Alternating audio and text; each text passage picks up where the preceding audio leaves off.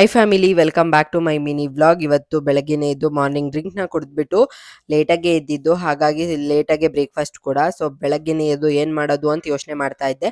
And ಇವಾಗ ಅವರೆಕಾಳು season ಅಲ್ವಾ, ಸೊ ಹಾಗಾಗಿ ಅಕ್ಕಿ ರೊಟ್ಟಿ ಮಾಡೋಣ ಅವರೆಕಾಳೆಲ್ಲ ಹಾಕಿ ಅಂತ ಹೇಳ್ಬಿಟ್ಟು ಅದಕ್ಕೆಲ್ಲ ಪ್ರಿಪ್ರೇಷನ್ ಮಾಡ್ಕೊತಾ ಇದ್ದೆ. ಆ್ಯಂಡ್ ಇದಕ್ಕೆ ಕಾಂಬಿನೇಷನ್ ಆಗಿ ತೆಂಗಿನಕಾಯಿ ಚಟ್ನಿ ತುಂಬ ಚೆನ್ನಾಗಿರುತ್ತೆ. ಇಲ್ಲಾಂದರೆ ನೀವು ಶೇಂಗಾ ಚಟ್ನಿ ಕೂಡ ಮಾಡ್ಕೋಬೋದು. ಬಟ್ ನನಗೆ ಪರ್ಸ್ನಲ್ ಆಗಿ ತೆಂಗಿನಕಾಯಿ ಚಟ್ನಿ ತುಂಬ ಚೆನ್ನಾಗಿರುತ್ತೆ. ಸೊ ಹಾಗಾಗಿ ಅದನ್ನು ಕೂಡ ಮಾಡಿಕೊಂಡೆ. ಆ್ಯಂಡ್ ಮಾಡ್ತಿದ್ದಾಗೇನೆ ಬಿಸಿ ಬಿಸಿ ತಿಂದ್ಬಿಟ್ಟೆ, ಬಿಕಾಸ್ ತುಂಬ ದಿನ ಆಗಿತ್ತು ಮಾಡಿ. ಆ್ಯಂಡ್ ಮಾಡ್ತಿರ್ಬೇಕಾದ್ರೆ ಬಾಯಲ್ಲಿ ನೀರು ಬರ್ತಾ ಇತ್ತು, ಹಾಗಾಗಿ ಸೂಪರ್ ಆಗಿತ್ತು ಟೇಸ್ಟ್ ಮಾತ್ರ. ಸೊ ಚೆನ್ನಾಗಿ ತಿನ್ಕೊಂಡು ಮಧ್ಯಾಹ್ನ ಮೇಲೆ ಇಲ್ಲಿ ನಾನು ದೊಡ್ಡಬಳ್ಳಾಪುರಕ್ಕೆ ಹೋಗ್ತಾ ಇದ್ದೀನಿ.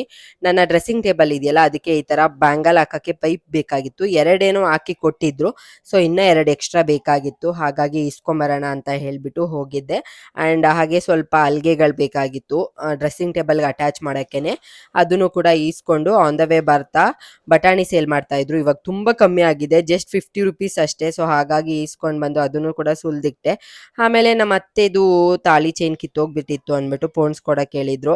ಅದನ್ನು ಕೂಡ ಪೋಣಿಸ್ಕೊಟ್ಬಿಟ್ಟು ಶುಂಠಿ ಬೆಳ್ಳುಳ್ಳಿ ಪೇಸ್ಟ್ ಮಾಡ್ಕೋಬೇಕಾಗಿತ್ತು. ಬರ್ತಾ ಹಾಗೆ ಶುಂಠಿ ಕೂಡ ತೊಗೊಂಡು ಬಂದಿದ್ನೆಲ್ಲ ಕ್ಲೀನ್ ಮಾಡಿಬಿಟ್ಟು ಅದನ್ನು ಕೂಡ ಮಾಡಿ ಎತ್ತಿ ಇಟ್ಬಿಟ್ರೆ ಆಲ್ಮೋಸ್ಟ್ 1 ಮಂತ್ 1.5 ಮಂತ್ ಬರುತ್ತೆ ನನಗೆ.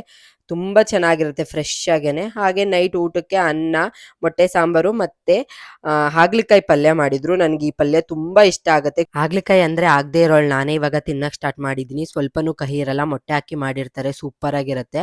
ಆ್ಯಂಡ್ ನೈಟು ಬುಜ್ಜಿ ಬೇಬಿಗೆ ಮಿಲ್ಕ್ ಕೊಟ್ಬಿಟ್ಟು ಮಲಗಿಸ್ದೆ. ಆ್ಯಂಡ್ ಇವತ್ತಿನ ಮಿನಿ ವ್ಲಾಗ್ ಇಷ್ಟೇ. Thank you so much for watching.